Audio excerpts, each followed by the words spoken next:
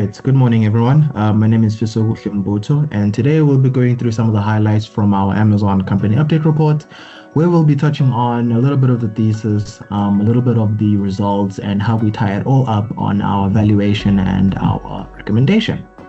To start it off, on the summary side of things, we think that AI should act as an extension in terms of a catalyst on an already growing and strong platform. And we're talking here specifically about the e-commerce platform as well as AWS. AWS typically performs quite nicely as a percentage of operating income and is one of the contributors to the levels of the operating margin, and we think that the AI catalyst would be an extension of an already existing and very strong platform.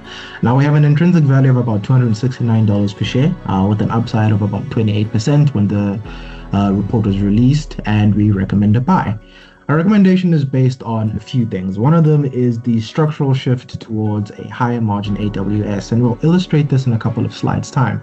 But what we are seeing is the proportion of revenue that AWS plays has grown from 2018 to about now, and it forms a larger part of your operating income. And we'll kind of see the contrast between the operating margins of the e-commerce platform and AWS, which can illustrate the importance of the continued growth of AWS through the expansion of the AI infrastructure, building up data centers, and creating the infrastructure platforms going forward.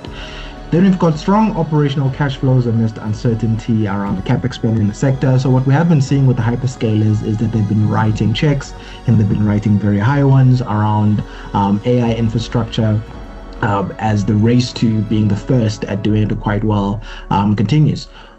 The risk is the pressure on free cash flows, specifically as we're seeing the ramp up in capex, and the importance, or at least the strength of Amazon in this case, is that their growth in operating cash flows remains strong. Now, what we will see is two ramp ups, a ramp up in the last 3 years from 2023 to 2025, and then a ramp up about 2 years earlier than that, which is slightly different.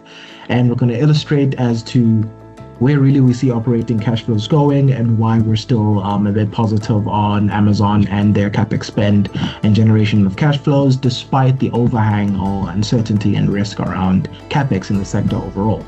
Then you've got demand for cloud services and AI infrastructure, which is telling on how high the capex spend is in the sector. Then you've got the competitive advantages in scale, cost leadership, and network effects in cloud and logistics, and then the expansion through AI as well.